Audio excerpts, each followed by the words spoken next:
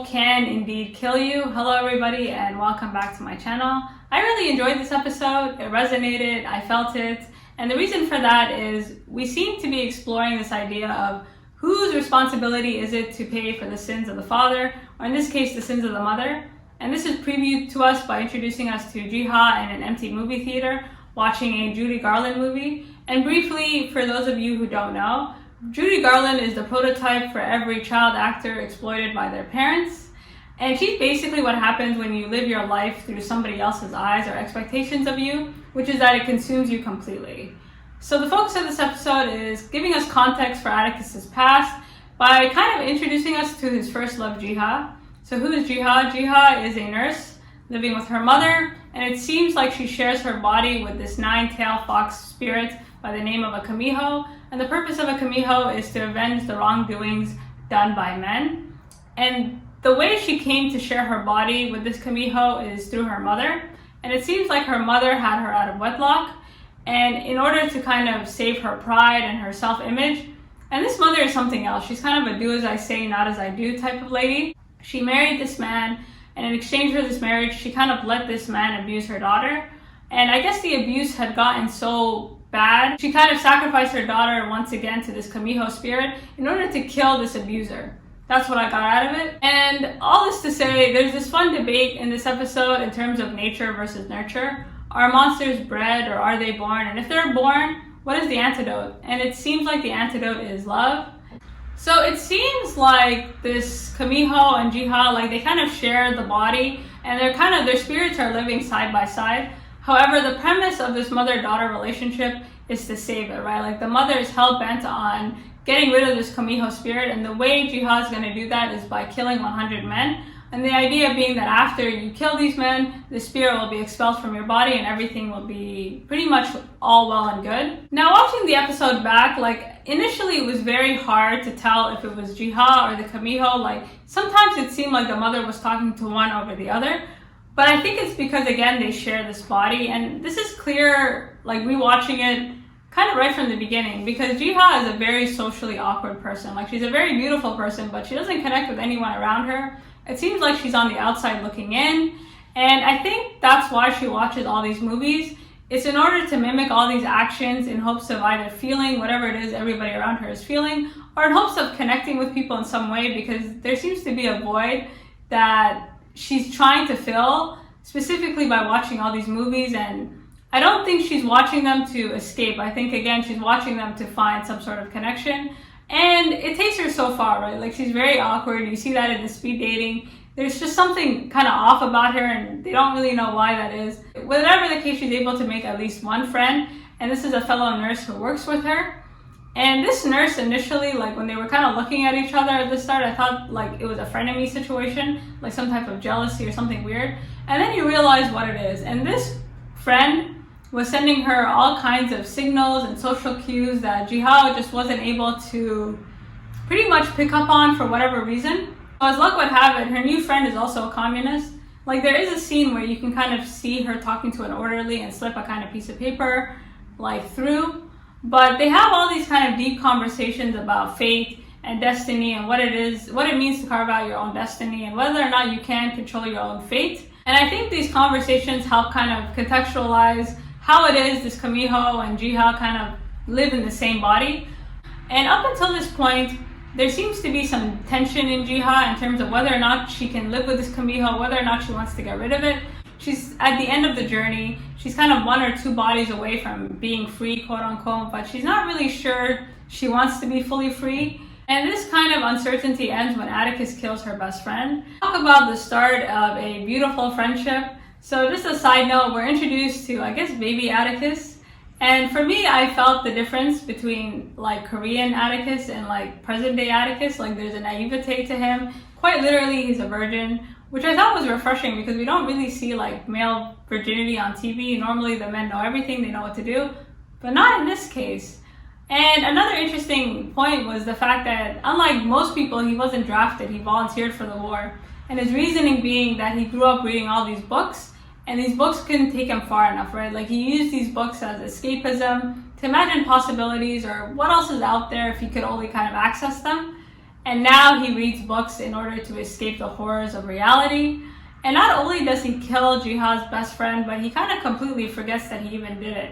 Despite having her at gunpoint, he doesn't remember her. He doesn't remember anything, which suggests that he's killed, I guess, that many people that they're all pretty much indistinguishable at some point. So just because he forgets the entire incident doesn't mean she does.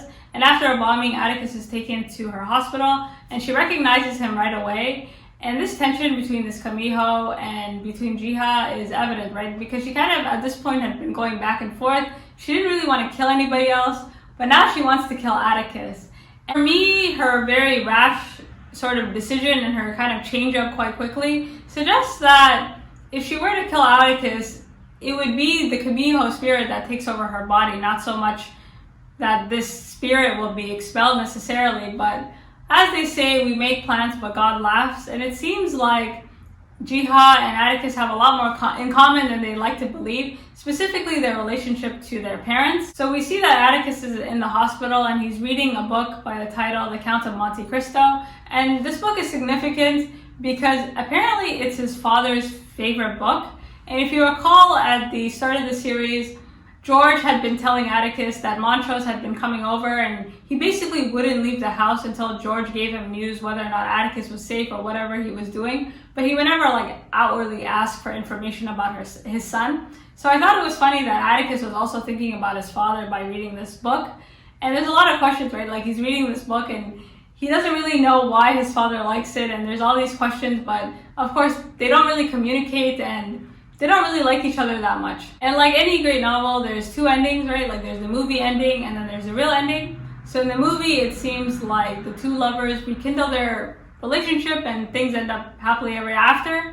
And then there's the real ending where the two lovers do not rekindle their love, and the main protagonist basically is sent on his way, where he will kind of fulfill his potential uninhabited by anybody around him. And this was a really nice metaphor for the disconnect that Ji-Ha and Atticus really share, and it's this disconnect that brings them together, right? So Ji-Ha shares a body with this Jamiechung, and a lot of her tension and a lot of her mimicry is really based on the fact that she's really trying to feel and she doesn't really feel good enough.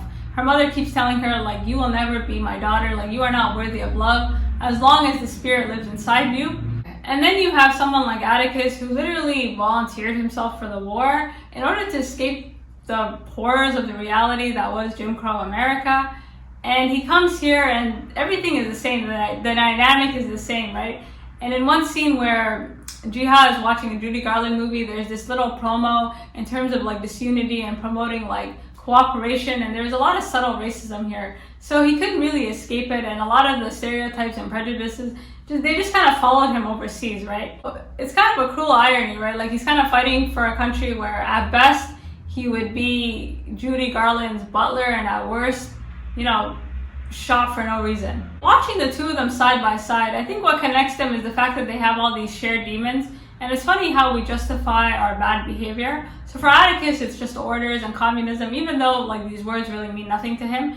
And for Ji-Ha, the reason she's able to switch up is she kind of buys into her mother's propaganda of all Americans are bad and they have no soul, and he'd make a perfect victim, like he shouldn't live anyways. And she's really trying to keep these ideas in her head, despite the fact that the truth is a lot more complicated and no one's ever one thing or the other. So I think for the storyline as a whole, it's very easy to get sucked into this eye for an eye mentality, especially if you take it back to Christina, right? Like, every time she does something bad, they do something bad. Like, it's very easy to fall into this pattern of vengeance begets more vengeance to get more vengeance, and you don't even realize what you're doing. But ultimately, the truth does come out. I was very impressed by the fact that Ji-Ha was able to just look him in the eye and call him out, saying no book in the world is able to kind of free you from all this sin, and was it really worth it? And she really kind of calls him out.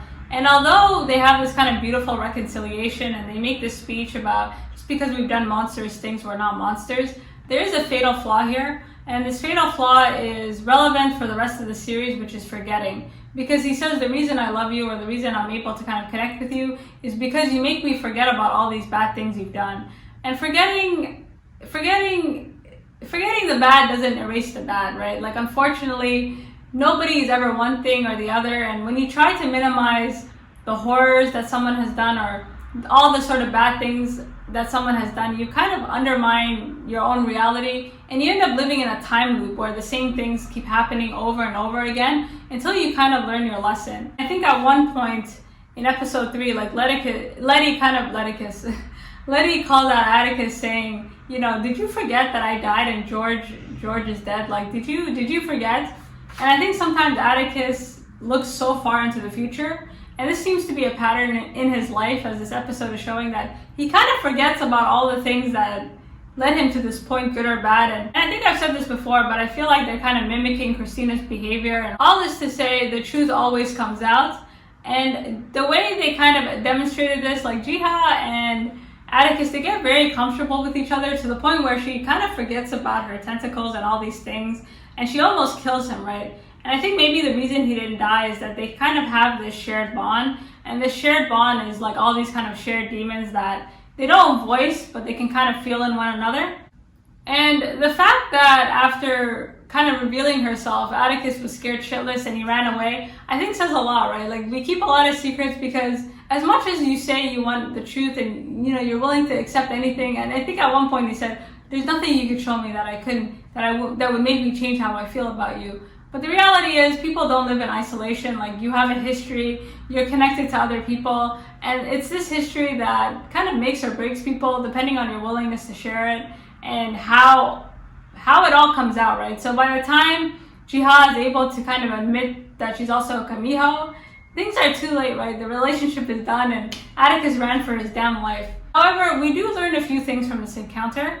So the jamiechung spirit that is in her body is able to kind of literally latch on to her victims and kind of see their life, I believe, in chronological order. So she kind of sees him going back to Chicago. She sees him kind of with this other woman. And initially I thought, oh my God, he's not a virgin. But I think it's happening in chronological order according to like the future. So you see Letty in the light, you see all these things. But the image that struck me the most was the last one, which is Atticus on a cross, right? It looked like he was on a cross. And this triggered me for a lot of reasons, especially looking back on it. Because throughout the series, Atticus is kind of battling this lost history, right? He's trying to uncover who he is as a person, and his legacy has been quite literally robbed from him because he's a black man, right? Like, he's considered unfit. So there's a lot of people in this series pretending to be people that they're not, chasing after things that are not really for them in any way, shape, or form. And as much as they try to blend in,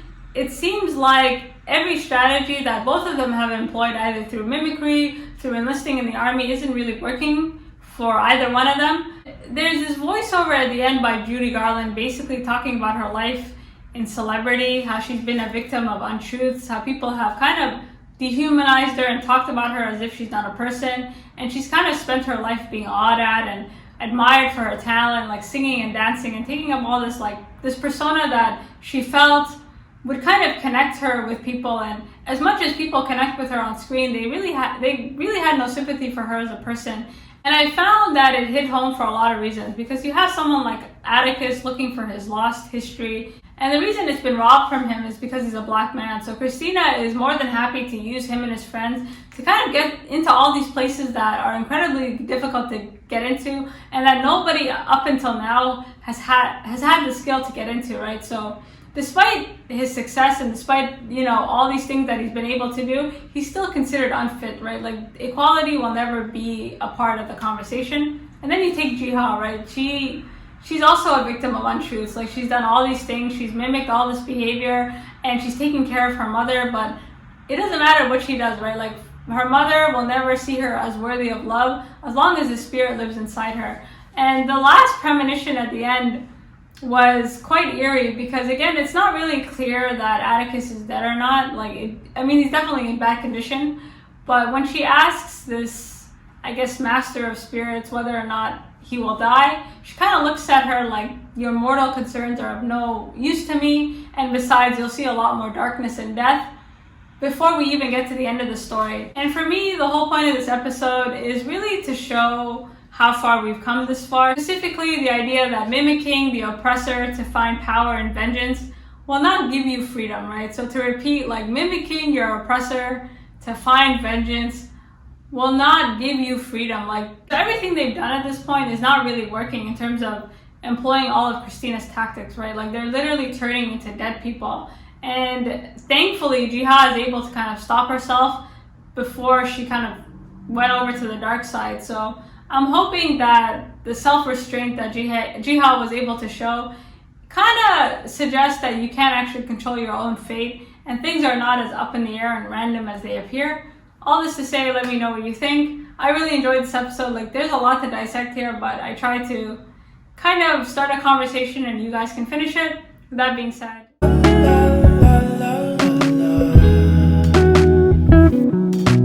let her know, I gotta let her know that she my white horse, she my medical, she like my baby mama.